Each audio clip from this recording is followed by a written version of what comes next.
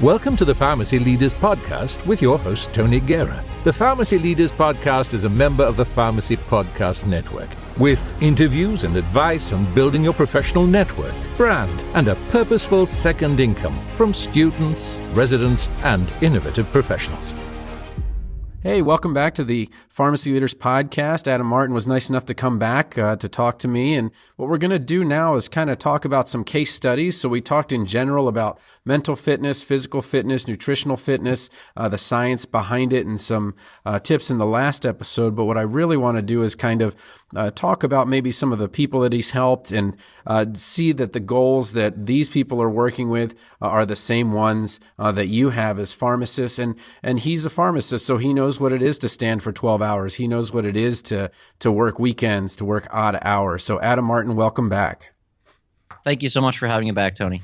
Hey, so could you give us maybe a first case study of somebody who's, benefited from the coaching you've done?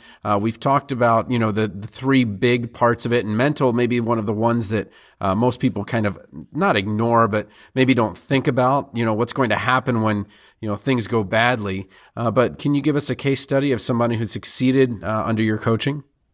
Oh, absolutely. So I had a phenomenal woman. She's a very, very prominent figure in the profession, let's say.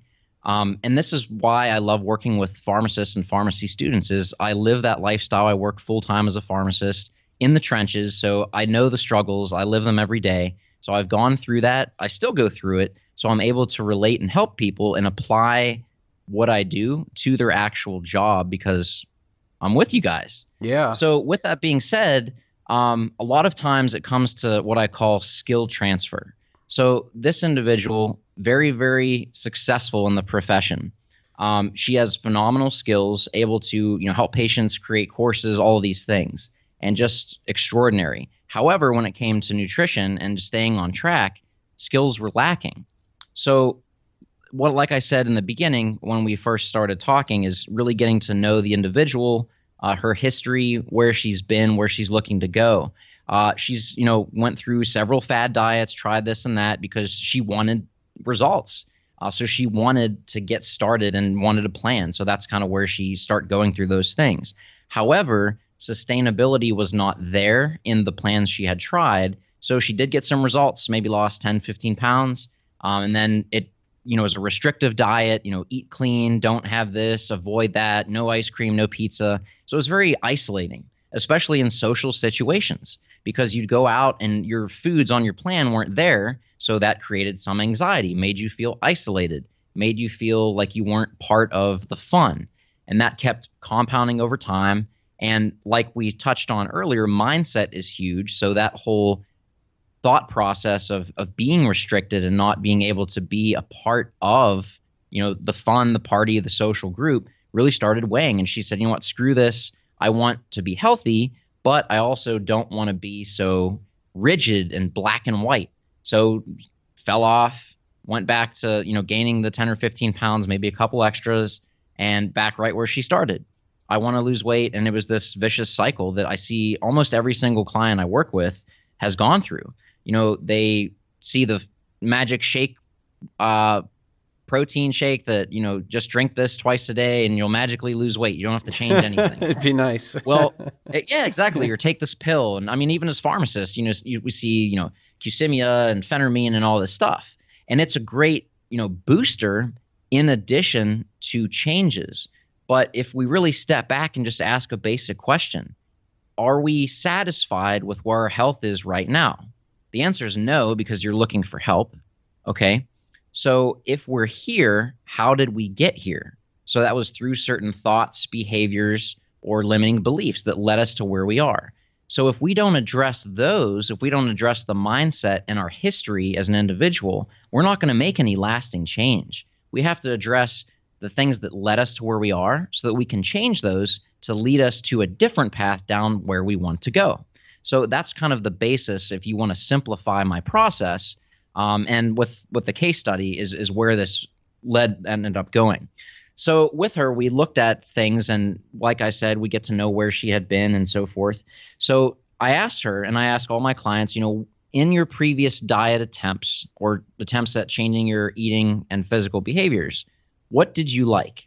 So she's like, well, I loved walking because I got to walk with my husband. And that was, fun quality time and we enjoyed it. Okay. What did you not like? And that list just soared. I didn't like this, I didn't like that, I hated that. So I was like, okay, like writing feverishly, like don't do this, don't do that. So what does that do? That allows me to make recommendations based on her preferences, because if she hated to do the elliptical, I'm not going to tell her to do the elliptical, because what's that going to do? That's going to create dissonance. She's not going to trust me anymore because I didn't listen. I didn't know. So getting to that point of knowing what she does and does not like, that really helped. But what I really started to do is just starting at the low-hanging fruit, the simple things.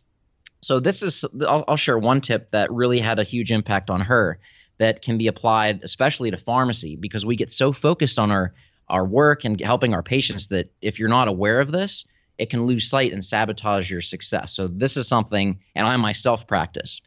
Fun fact about the brain when it comes to health, hunger, is it does not know the difference between being thirsty and hungry. So how many times have you guys worked a shift where a tech calls off or it's 4 p.m. on a Monday and the after work rush is just flowing, just like, you can't stop it. You know when the last time you had a drink was? Maybe, 2 hours, 3 hours or more. You probably start to feel hungry, and you could be hungry too. However, if you just start eating and feel that you're not full, or you're like, why am I eating and not getting full? Like I still feel hungry. Or you started eating and you're like, what is this? Like sorcery, I eat and I become more hungry. Right? Everyone's had that, myself included. I actually get really hungry. Like if I find myself drinking like a Red Bull and then I have another one maybe a couple hours later, and then I'm like, why am I so hungry? Like I am famished. And it's because I've dehydrated myself. It sounds like that if you dehydrate yourself in some way, that hunger might come on, which now makes sense to me as you're explaining it. Yes. So I created something called, and I literally called it this. I don't know if this exists, but I'm going to trademark it with my name. It's called the water test. Okay. So let's say generally you eat every 3 to 4 hours and you feel okay. Like that's your pace at meal frequency that allows you to stay, satisfied but not starving or not full. So if you're like an hour or two in, so it's not necessarily time to eat per se, that does change, but just for all intents purposes, and you feel hungry, do the water test. So I have literally a case of water at my pharmacy, and if I feel that urge, because this happens to me on almost a daily basis, and my techs will tell you, they're like, oh, he's doing the water test. Literally drink. So I put this into practice. This is tried and true, and I've shared this with every one of my clients, and every one of them like, oh my God, this changed my life. It's very simple, and you can put it into practice immediately today. If you're feeling a sense of hunger, do the water test. It doesn't hurt to have more water anyway, so all this could do is benefit you. Literally drink, a bottle of water or a glass of water or whatnot, 8 to 12 ounces, let's say. Wait like a couple minutes. I almost guarantee that feeling of hunger is going to go away. Unless you haven't eaten like 6 or 8 hours, that's a different story.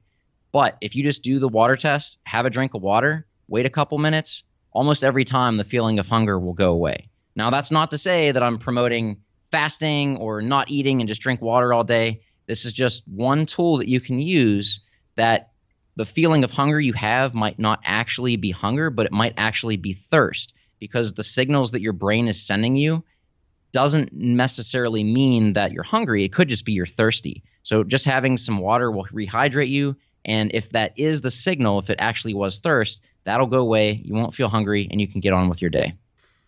Man, that is just that's really valuable. I can see where that's going, and I almost feel like I'll call you back in 10 weeks and I'm going to let you know where I'm at, because I'll tell you my story that every year I generally kind of go up to 182, 184 in terms of my weight, and then I'd always come back to 172. And this is the very first year that I actually never made it back down. And it was just, and I did everything sort of the same. We had a little bit of weird winter, a little bit of weird exercise, blocks and things like that. But I actually work out somewhere between 90 and 120 minutes at least 4 times a week. So wow, just awesome. But my weight doesn't change. And my wife's like, you just got to start drinking water. You just got to start drinking water. And I was like, no, it's not the water. I'm just, need to work out more. But now she's gonna be like, are you kidding me? So Adam tells you drink water and you listen to Adam, and Adam's, and now you lose the weight, so I wonder if it's just, I almost didn't drink the water because I was like, I'm not going to do what my wife tells me. I can do it, so maybe that's one of those things. I had to get a pharmacist to dispense my script for success. Well, she's a pharmacist too. Oh God. Oh yeah. All right. Well, let's kind of delve into what an actual, client session looks like. What time frame can people expect results in? Because I feel like people either don't wait long enough or they think they're done and then stop. And I found that when I did business coaching, I just kept going. And I did it for, I guess, I want to say 5 years straight.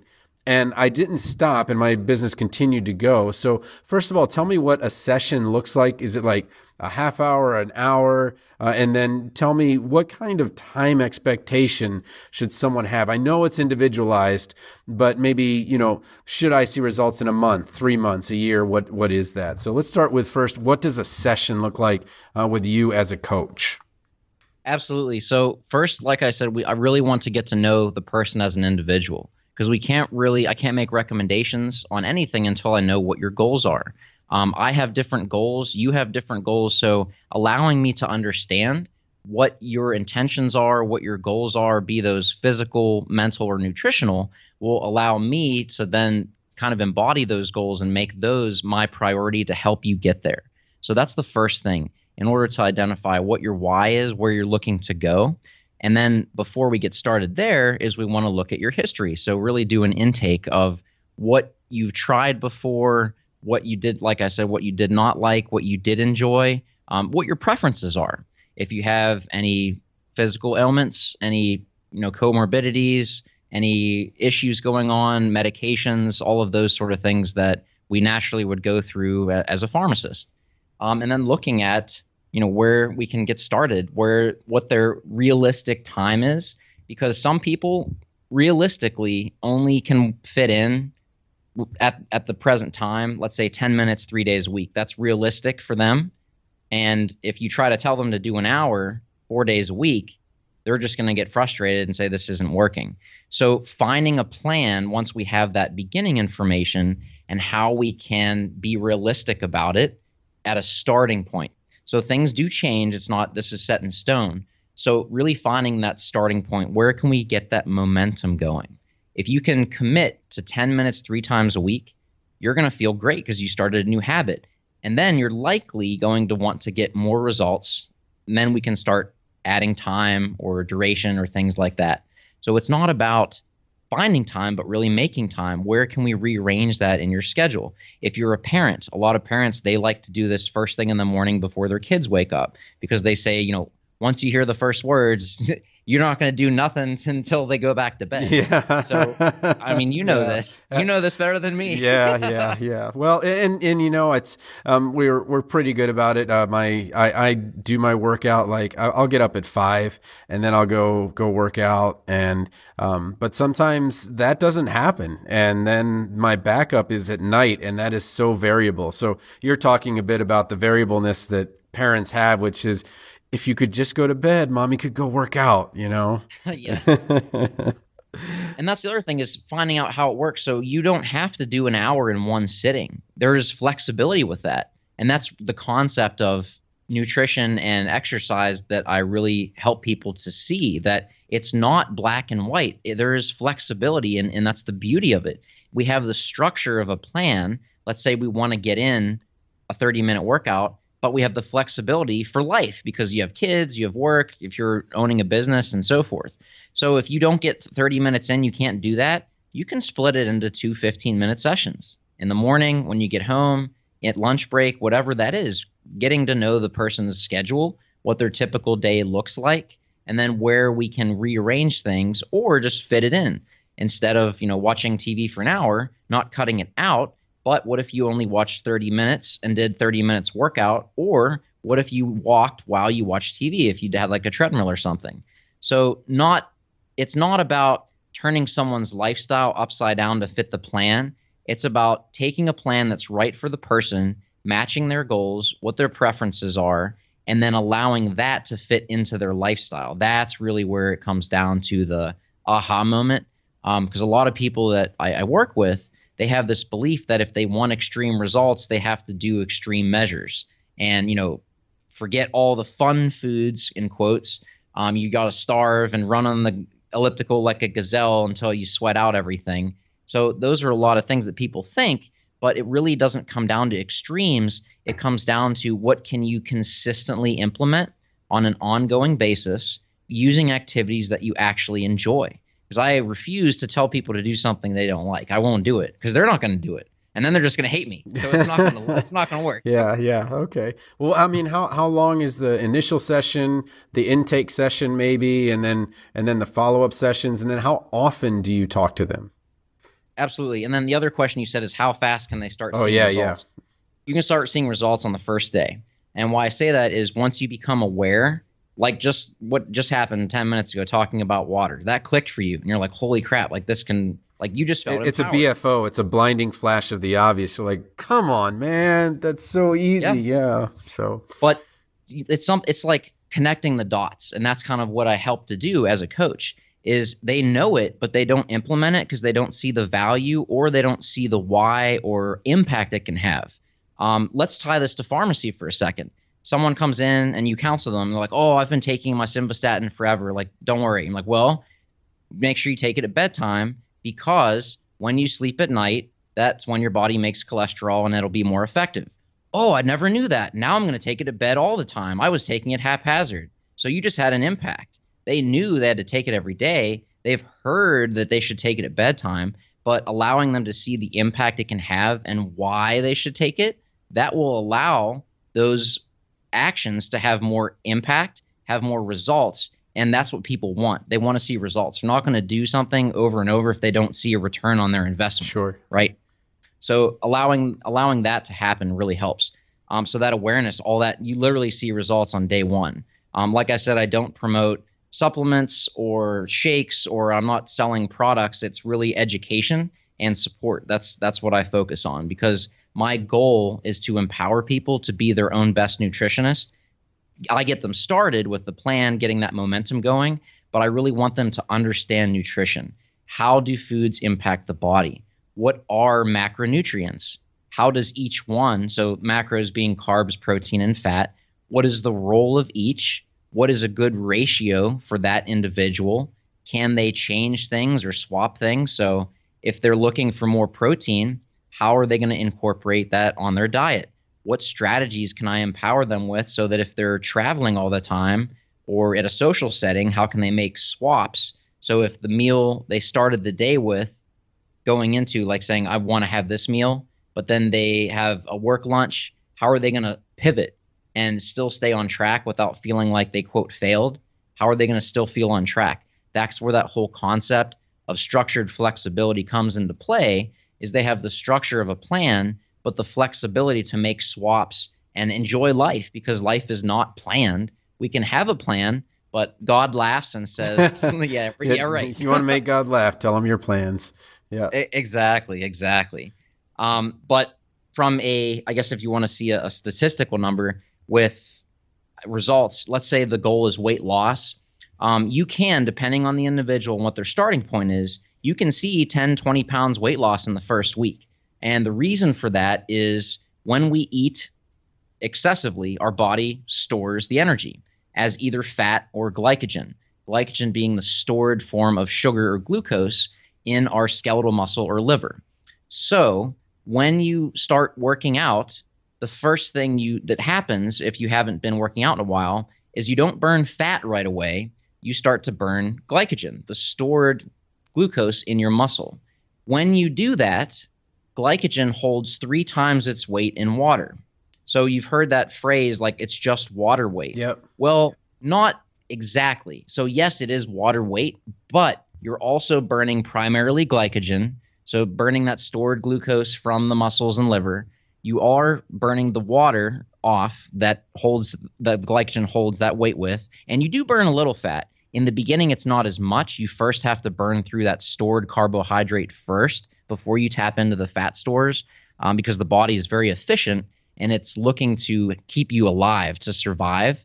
So looking at how it functions, anatomy, physiology, tapping into that to get to your results, that's really what happens. So just want to clarify that when people do start working out, you do see that initial dip, but it's not just water weight. It is water. I just wanted to explain why and where that phrase comes from. But it is a mix, water, glycogen, and fat, primarily the first two. But then after week 2 and 3 and you're consistent with it, that's where the fat loss can happen at a rate of 1 to 2 pounds a week if everything is ideal. Now, with that, there will be other things lost that can contribute to weight. Hormones have a play and so forth. But looking at just one goal of weight loss, that's what can happen. If everything is in play and you're consistent with things. Awesome. And then when you do talk to somebody, what's that intake time and what's the amount of time that you spend with them with each call, or how often are the calls? Certainly. So when I set up with a client, it comes down to their goals and how much, I guess you could say, contact time they want. That's how I plan out their structure. So initially, just to get to know them, I try to do a 30-minute consultation just to get to know their history, their goals, and if I'm a right fit. Some people do look for those quick fixes. They don't want to learn about mindset. They don't want that, and that's okay. It's not for everyone, but that's how I function because I find it works best to empower someone for the long term. So if that happens, I just let them know and honest with them. However, most people are looking for a sustainable change they can implement long term. So I just kind of hear what their goals are, tell them how I do things, allow them, just walk them through that process of what they can expect from me, setting those expectations of what I expect communication-wise from them as a client, what they can expect from me as a coach, and then setting up a plan from there. Once we get started, I have a full portal system on my website at thefitpharmacist.com. That is amazing. That system has been designed back in 2014 and is updated on a monthly basis. What that does is it takes the nutrition and the mindset and the physical activity content, and it breaks it down into manageable time chunks in a stepwise fashion. So what I mean is you have a plan, you have a structure to learn these concepts on a gradual basis. So day 1, you learn, the basics of getting started. Day 2 builds off of day 1 and so forth. And it's broken down into 10 to 15 minute chunks a day. So if you're a pharmacy student, a pharmacist, you can find 10 to 15 minutes a day so that we can get you started with this learning process. That paired with my check-ins, because everyone's going to learn at a different pace. They're going to have different things they want to focus on. Some people don't really care about mindset, but then once they get started, they see the value and they really want to go ham on it. So then we change courses and look at that as a focus.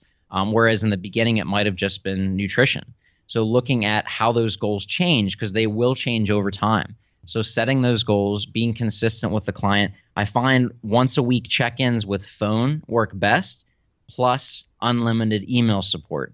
So normally when I start with a client, I expect to see, a couple emails a day for the first week or two, because there will be questions, and I welcome that. I love that. That shows me that you want to learn, that you're engaged, you're trying to dig through that content and apply it, and seeing where it can fit, or, that sparked a thought and, if this works, how could I do that? I love that. When I have clients that are engaged and they're asking questions, like that's my ideal client, is someone that, has that thirst for learning.